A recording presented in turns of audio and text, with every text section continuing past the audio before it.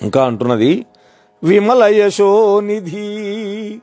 చూడండి అమ్మవారి సంబోధన ఎట్లా ఉందో. పురుష వృత్త మెరుంగుచునుండు జూవే వేదములును పంచభూతములు ధర్మువు సంధ్యలు అంతరాత్మయు యముడును చంద్ర సూర్యులు అహంబును రాత్రియు అన్మహాపదార్థములివియుండగా నరుడు తొక్కన నేర్చునే తన్ను మృచ్చిలం. ఒక పరమాద్భుతమైనటువంటి పద్యం. నిర్మలమైనటువంటి కీర్తికి నిధి వెంటివాడా ఓ దుష్యంత. వేదాలు, పంచభూతాలు, ధర్మం, ఉభయ సంధ్యలు అంటే ప్రాతఃసంధ్య సాయం సంధ్య, హృదయం, యముడు, సూర్యుడు, చంద్రుడు, పగలు, రాత్రి అనేటువంటి మహాపదార్థాలు నరుల యొక్క వర్తనాన్ని ఎప్పుడూ గమనిస్తూనే ఉంటాయి సుమా అన్నది.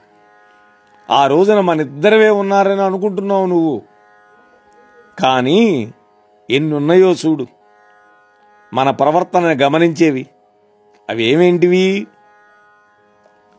వేదాలు, పంచభూతాలు 5, ధర్మం, ఉభయ సంధ్యలు 2, హృదయం, యముడు, చంద్రుడు, సూర్యుడు, పగలు, రాత్రి. ఇవన్నీ మహాపదార్థాలు. ఇవెప్పుడు కూడా మానవుల యొక్క ప్రవర్తనని గమనిస్తూ ఉంటాయి సర్వకాల సర్వవ్యవస్థలలో. ఆ మహాపదార్థాలు ఉండగా నరుడు తనంతట తాను వంచుకోగలడా? పోని ఇతరులని మోసం చేయగలడా? సత్యాన్ని దాచుకోగలడా? లేదా తాను చేసినటువంటి దాన్ని దాచగలడా?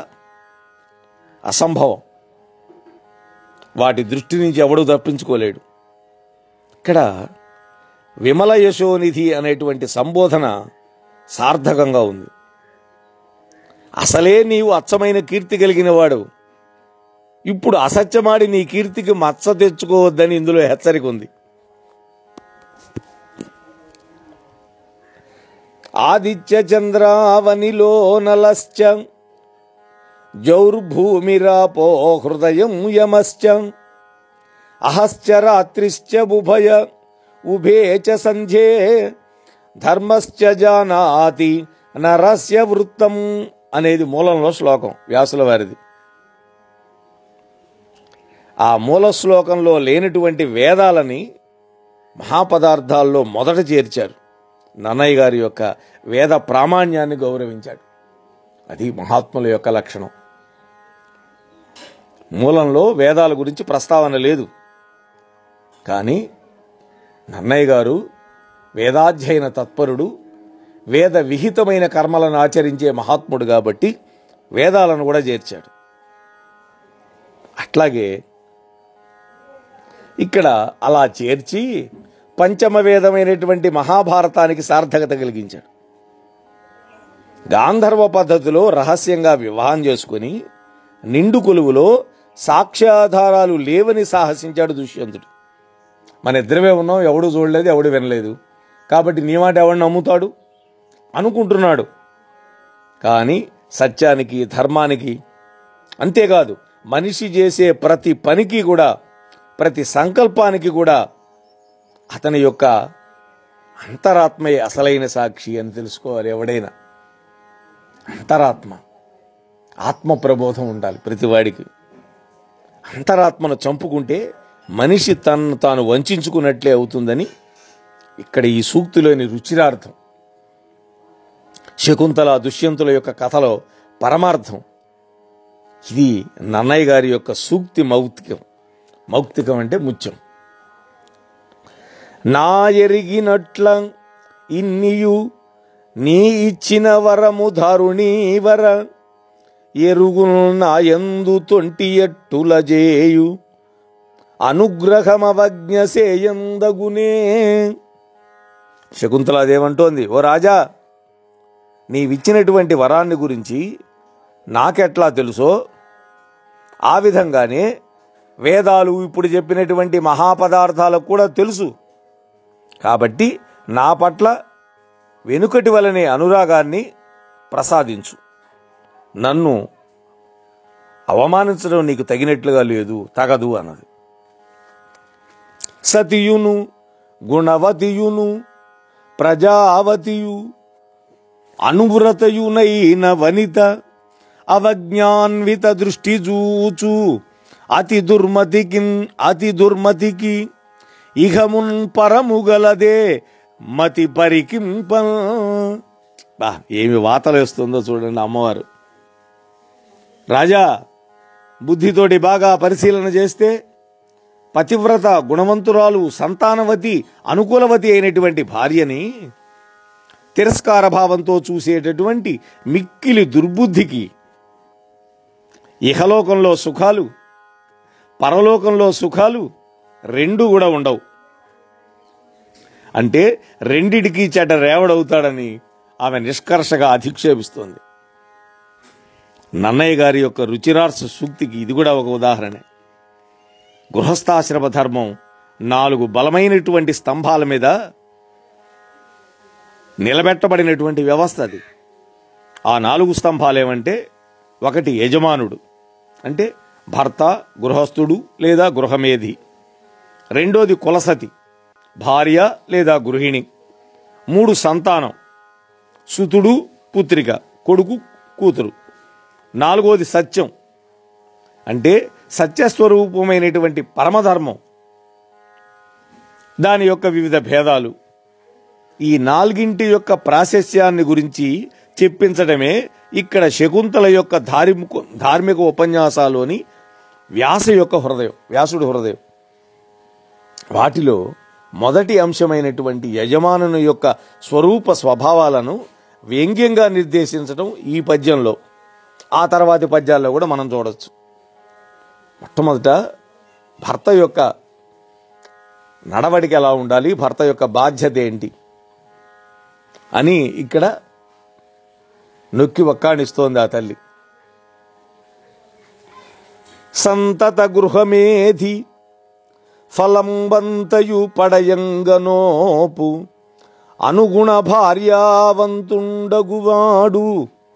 క్రియావంతుడు దాంతుడు పుత్రవంతుడు నగుల్. మహారాజా, అనుకూలవతి అయినటువంటి భార్య ఎవడుకుంటుందో వాడు సమస్త కర్మలు ఆచరించగలుగుతాడు, అలాగే ఇంద్రియాలను నిగ్రహించగలుగుతాడు, పుత్ర సంతానాన్ని పొందగలుగుతాడు. గృహస్థ ధర్మాన్ని ఎల్లప్పుడూ ఆచరించే గృహస్థుడు పొందేటటువంటి ఫలాన్నంతటినీ కూడా పొందగలుగుతాడు. ఎందుకని? భార్య ఉంటేనే యజ్ఞం చేయగలుగుతాడు, భార్య ఉంటేనే ఒక వ్రతం చేయగలుగుతాడు. ఒక దానం చేయాలన్న కూడా పక్కన భార్య ఉండాలి. భార్య నీళ్లు పోస్తూ ఉంటే భర్త పాదాలు కడగాలి. మనం వామన చరిత్రలో చూశాం కదా, అది భార్య యొక్క వైభవం. ఇక్కడ గృహస్థాశ్రమ ధర్మాన్ని కీర్తించేటటువంటి రుచిరార్థ సూక్తికి మచ్చు తొనక ఈ పద్యం. అంతేకాకుండా ధర్మార్థకామ సాధనకు ఉపకరణంబు గృహనీతి విద్యకు గృహము విమల చారిత్ర శిక్షకాచార్యకంబు అన్వయ స్థితికి మూలంబు సద్గతికి నూత గౌరవంబునకు ఏక కారణంబు ఉన్నత స్థిర గుణమణులకు ఆకరము హృదయ సంతోషమునకు సంజనకంబు భార్యయ చూవే భర్తకు ఒండ్లుగావు ప్రియము ఎట్టి ఘట్టములను ఎట్టి ఆపదలను ఎట్టి తీరములను ముట్టబడిన వంతలెల్లబాయు ఇంతుల ప్రజలను నొనర చూడగనిన జనులకెందు. ఈ పద్యంలో కూడా భార్య యొక్క వైభవాన్ని చెబుతున్నాడు. సీస పద్యంలో అమ్మవారు అంటోంది, రాజా, ధర్మం, అర్థం, కామం అనేటువంటి పురుషార్థాలను సాధించడానికి అనువైన సాధనం, అలాగే గృహనీతి అనేటువంటి విద్యకు నెలవైనది నిర్మలమైన శీలాన్ని గురించి ప్రబోధించే గురుస్థానం, వంశం నిలబెట్టడానికి ఆధారమైనది, ఉత్తమ గతుములు పొందడానికి ఊతకర్ర అయినటువంటిది, మన్ననకి ముఖ్య హేతువైనది, ఆదర్శప్రాయమైనవి, కలకాలం నిలిచేవి అయినటువంటి మణుల వంటి గుణాలకు ఆలవాలమైనది, హృదయాన్నంతటినీ కదిలించేది భర్తకు ఒకే ఒక్కటి భార్య అన్న. ఇది ఆ తర్వాత అరణ్య పర్వంలో యక్ష ప్రశ్నలో కూడా ధర్మరాజుని యక్షుడు అడుగుతాడు, భర్త యొక్క శాంతి స్థానం ఏది అని అడుగుతాడు.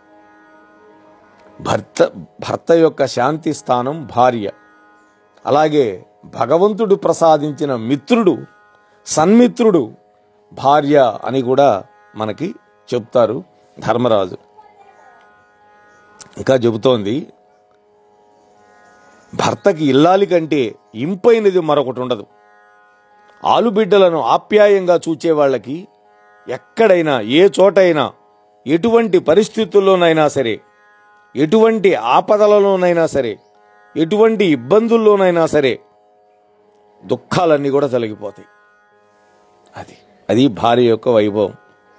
ఇక్కడ గృహశాస్త్రమ ధర్మరక్షణకి కేంద్ర బిందువు అయినటువంటి గృహిణి యొక్క గొప్పతనాన్ని అద్భుతంగా ఆవిష్కరించినటువంటి పద్యం ఈ సీసం. నాథ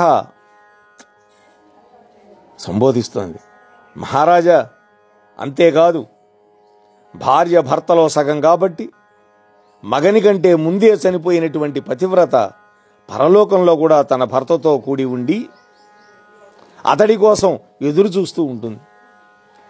తాను ముందే వెళుతుంది, వెళ్ళి అక్కడ ఎదురు చూస్తూ ఉంటుంది భర్త కోసం. ఒకవేళ భర్త ముందుగా చనిపోతే తాను కూడా వెంటనే వెళ్ళి భర్తను కూడుకునే భార్యను అవమానించడం ధర్మ విరోధం అని. ఒకవేళ ఏదైనా పరిస్థితుల్లో ముందు భర్త పోతే భార్య కూడా వెంటనే మరణించి భర్త దగ్గరికి వెళ్ళిపోతుంది పరలోకానికి. అంతేకాదు, భర్త భార్య యందు ప్రవేశించి గర్భంలో వసించి పుత్రుడై జన్మిస్తాడు. కాబట్టి అంగాత సంభవసి అని శాస్త్రం చెప్పింది. ఆత్మావై పుత్రనామాసి అని కూడా చెప్పింది. అంటే శరీరం నుండి పుడుతున్నావు నీవు మళ్ళీ ఇత్యాది వేదవాక్యాల వల్ల కూడా తండ్రి కొడుకులకు భేదం లేదు అన్నది. ఎందుకనే ఆత్మావై పుత్రనామాసి. 86వ పద్యం నుంచి మొదలు పెడుతున్నాడు. 86వ వచనం దగ్గర నుంచి 91వ పద్యం వరకు ఇక్కడ గృహస్థాశ్రమంలో పుత్రుడి యొక్క ప్రాధాన్యం చెబుతున్నాడు. వినండి, ఇది మొదటి వచనం. ఇది అంటే భర్త ఏం చేస్తాడట, తన వీర్య రూపంలో భార్య యొక్క గర్భంలో ప్రవేశించి తానే పుత్రుడిగా జన్మిస్తాడు. అంగాత్ సంభవసి అన్నాడు. విను గార్హపత్యమును అయ్యనలము విహరింపబడి తదావహనీయంబున వెలుగునట్ల వెలుగును జనకుడు తా పుత్రుడై నిజద్యుతి తోడం. మహారాజా,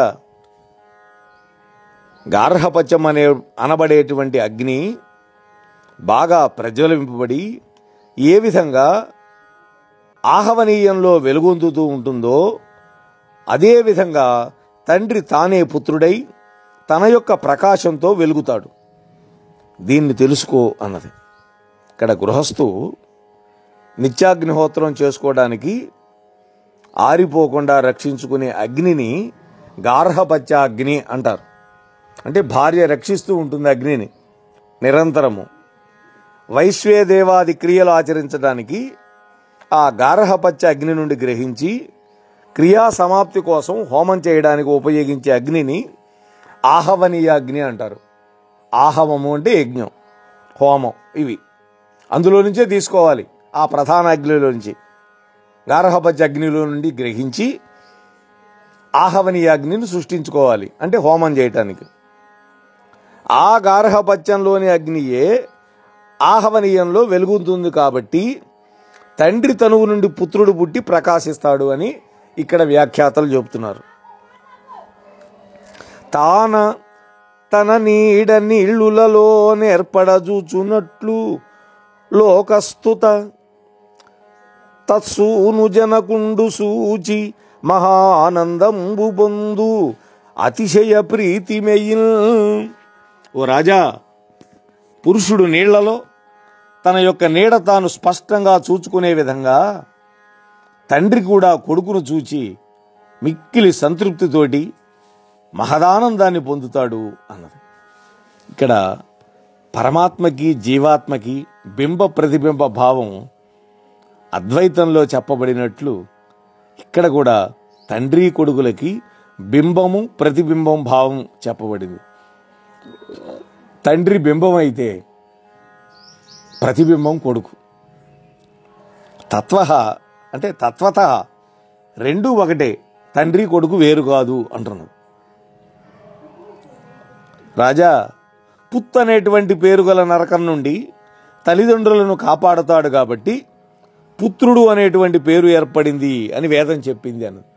పున్నామ నరకం, పుత్ ప్లస్ నామ పున్నామ సంధి కలిపితే.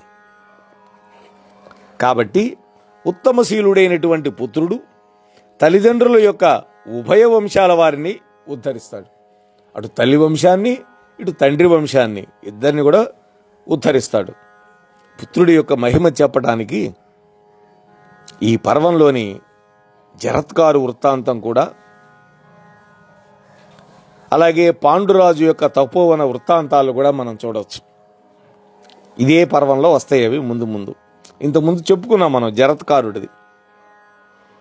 అంటే జనమేజయుడి యొక్క సర్పయాగ సందర్భంలో మనం ఆ కథ చెప్పుకుందాం.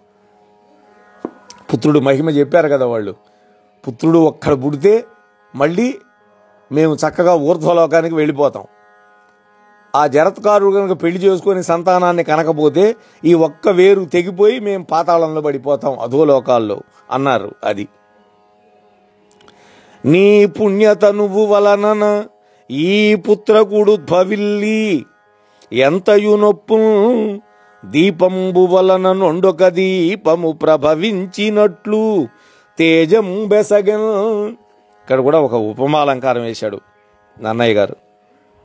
రాజా, ఒక దీపం నుండి మరొక దీపం పుట్టి వెలుగొందినట్లుగా నీ పుణ్య శరీరం నుండి, నీ పవిత్రమైన శరీరం నుండి ఈ పుత్రుడు పుట్టి ప్రకాశిస్తున్నాడు అని.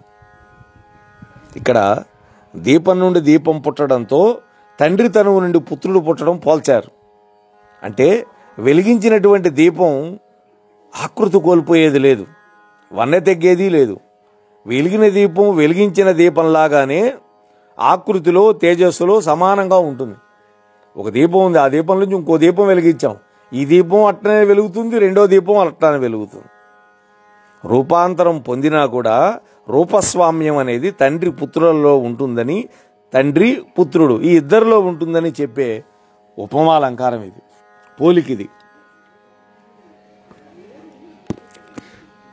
విపరీత ప్రతిభాషలేమిటికి ఉర్వీనాథ ఈ పుత్రగాత్ర పరిష్వంగ సుఖంబుసే కొనుము ముక్తాహార కర్పూర సంద్ర పరాగ ప్రసరంబు చందనము చంద్రజ్యోత్స్నయుం పుత్రగాత్ర పరిష్వంగమునట్లు జీవులకు హృద్యంబే కడున్ సీతమే.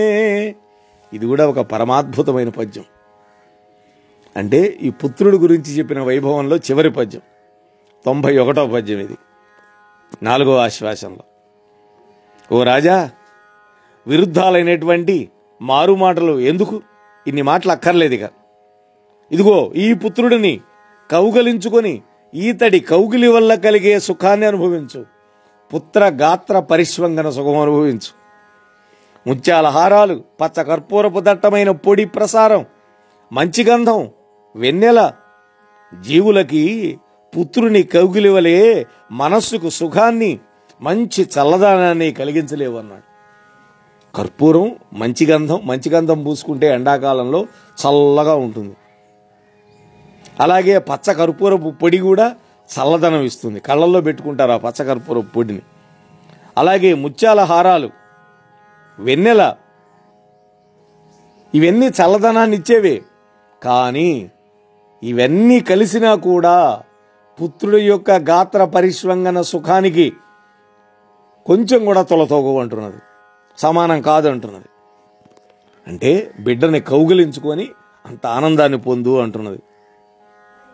ఇక్కడ స్పర్శ సిద్ధాంతాన్ని ప్రతిపాదించే ఈ పద్యం నన్నయ్య గారి యొక్క సూక్తి మధురమైనటువంటి కవిత్వానికి ఉత్తమమైనటువంటి ఉదాహరణంగా తెలుగు సాహిత్యంలో ప్రసిద్ధి చెందింది. ఇందులో నన్నయ్య గారు ఎన్నుకున్న ఉపమానాలన్నీ కూడా, ఆ ద్రవ్యాలన్నీ కూడా అమూలకాలే. అంటే మూలంలో వ్యాసుడు వారు చెప్పల. అనఘుడు వంశకరుండై పెనుపున నీసుతుడు వాజపేయంబులును నొరరించునని సరస్వతి వినిచే మునులు వినగ నాకు విను వీధి దశం. ఓ రాజా, పుణ్యాత్ముడైనటువంటి నీ కుమారుడు వంశకర్తయ్యై పూనికతోటి 100 అశ్వమేధయాగాలు చేస్తాడని. వాజపేయము అంటే అశ్వమేధం. ఆకాశ వీధిలో ఆకాశవాణి సరస్వతీదేవి మా ఆశ్రమంలో ఉన్నటువంటి మునులందరూ వినేటట్టుగా నాతో చెప్పింది. నా ఒక్కదానికే కాదు, అందరు విన్నారు. నన్నయ్య గారు ఈ వివరాలు భరతుడు పుట్టిన ఘట్టంలో చెప్పల. దుష్యంతుడి యొక్క నిండు సభలో చెప్పించాడు ఆమె చేత. ఇది కథాకథన కళ. ఆకాశవాణి చేత పొగిడించుకున్నవాడు మహాత్ముడవుతాడని, ఆకాశవాణి భవిష్యద్వాణి ద్వారా సత్యమే చెబుతుందని అందరి యొక్క నమ్మకం. శకుంతల చెప్పినటువంటి ఈ ఆకాశవాణి సత్యకథనాన్ని దుష్యంతుడు నమ్మడు. అది పరోక్ష ప్రమాణం కావటం వల్ల. ఎందుకని? తాను లేడుగా అప్పుడు. పోని తన రాజ్యంలో ఉండే ప్రజలు అక్కడ లేరుగా. భావి కథలో తన సభలోనే ఆకాశవాణి పలికినప్పుడు ప్రత్యక్ష ప్రమాణమని నమ్ముతాడు. వస్తుంది మునక ముందు ఆకాశవాణి ద్వయప్రయోగం, వస్తు శిల్పం 2 చోట్లు, అక్కడ ఇక్కడ. ఈ సన్నివేశంలో తులనాత్మకమైనటువంటి శిల్పానుశీల సంపదన వస్తుధ్వని కూడా రాణిస్తున్నది. అంతటి గొప్ప పద్యం. భూరి గుణు నిట్టి కుల విస్తారకు దారకు ఉదార ధర్మ ప్రియ నిష్కారణమ తప్పజూడగా సారమతీ చనునే నాటి సత్యము కలుగం. ఓ ఉత్తమమైన ధర్మప్రియ, ఓ సారమతి, మన వివాహమైన రోజు నాకిచ్చినటువంటి వరమనే సత్యం నిలిచి ఉండగా అపారమైనటువంటి గుణవంతుడు వంశ విస్తారకుడు అయినటువంటి ఈ పుత్రుడిని ఏ కారణం లేకుండానే కాదు అనడం మీకు తగినట్టుగా ఉందా అంటే మీకు తగదు అని చెప్తోంది.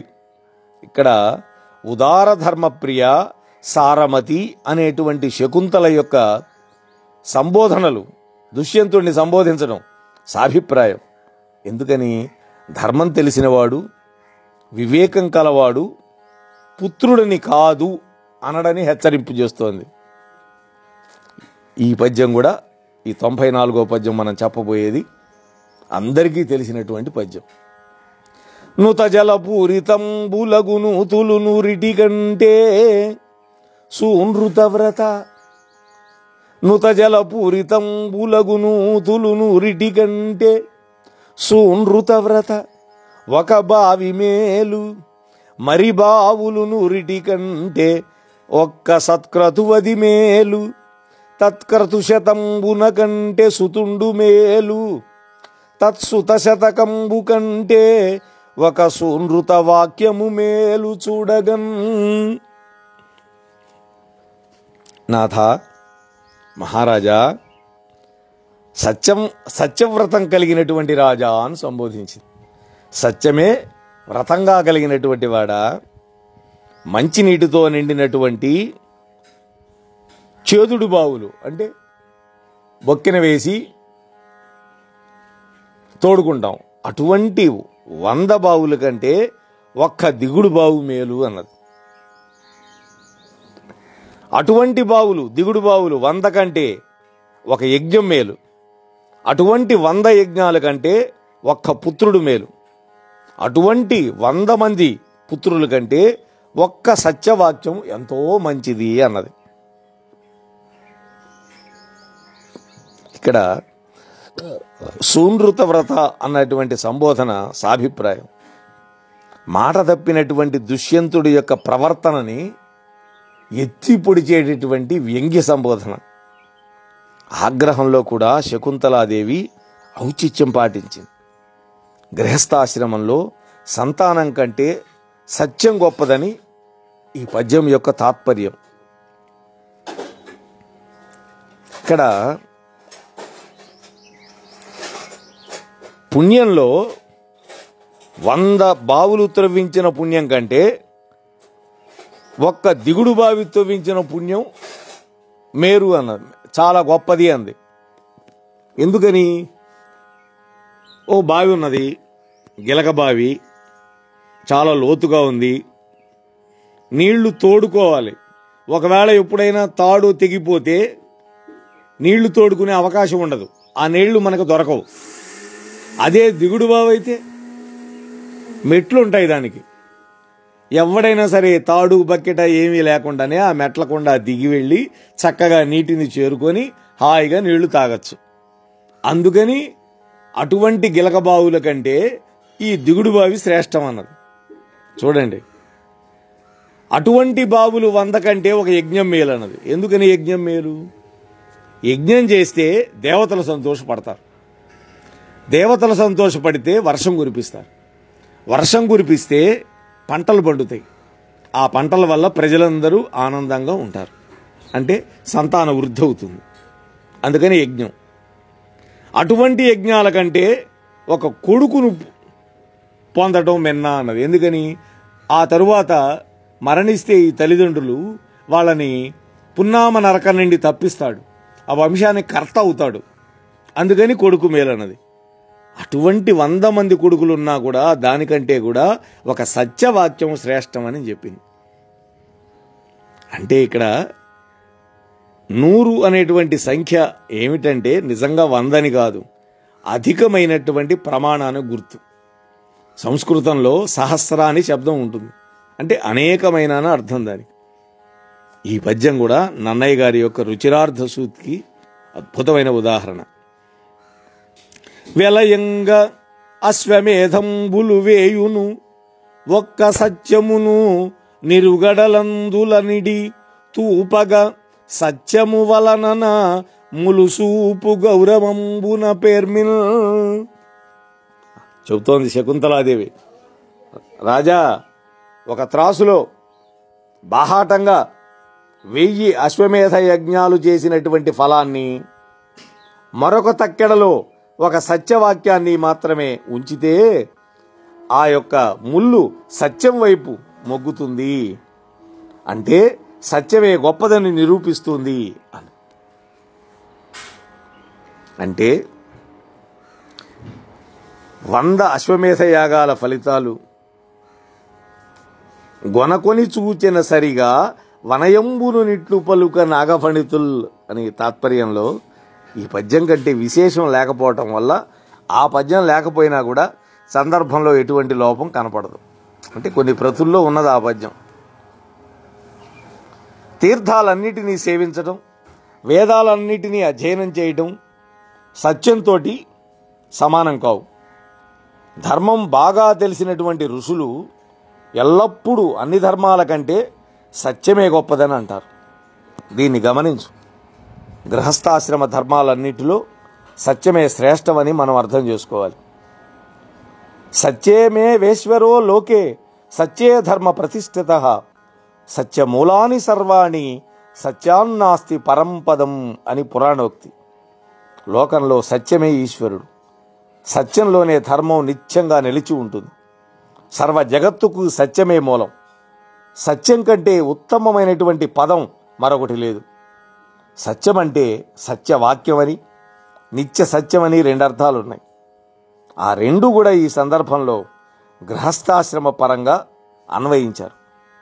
కావున సత్యము మిక్కిలిగా విమల ప్రభగదలచి కణ్వాశ్రమ సంభావిత సమయస్థితి దయగా వింపుము కొడుకు జూడు కరుణా దృష్టిను. రాజా, కాబట్టి నిర్మలమైనటువంటి బుద్ధితోటి సత్యం గొప్పదిగా భావించు.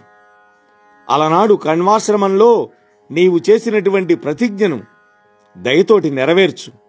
నీ కొడుకును దయతో చూడు అన్నది. గృహస్థాశ్రమ ధర్మంలో సత్యం చేత సర్వార్థ సాధనం చేయవచ్చని అమ్మవారు చెబుతోంది. క్షత్రవరుడైన విశ్వామిత్రునకు పవిత్రయైన మేనకకు సత్పుత్రినై బొంకువలుకగ ధాత్రీ తలనాథ అంత ధర్మేతరనే. చూడండి ఇక్కడ, ఓ రాజా, క్షత్రియ కులంలో ఉత్తముడైనటువంటి విశ్వామిత్రుడికి, మహాతపస్సంపన్నుడికి, పవిత్రురాలైనటువంటి మేనకాదేవికి, యోగ్యురాలైనటువంటి కుమార్తెనైనటువంటి నేను అబద్ధమాడటానికి అంత అధర్మపరురాలని కాదు అని అనగానే మరి దుష్యంతుడు దీనికి ఏం జవాబు చెప్పాడు? మరి ఈ శకుంతలోపాఖ్యానం ఎలా ముగిసింది? అటువంటి విశేషాలతోటి రేపటి రోజు మనం కలుసుకొని కృష్ణానుగ్రహంతో చెప్పుకునే ప్రయత్నం చేద్దాం. అంతవరకు స్వస్తి. మోహనవాణి తెలుగు పోడ్కాస్ట్ ఛానల్ ని లైక్, షేర్, సబ్స్క్రైబ్ చేయండి. ప్రక్కనున్న గంటను మ్రోగించండి.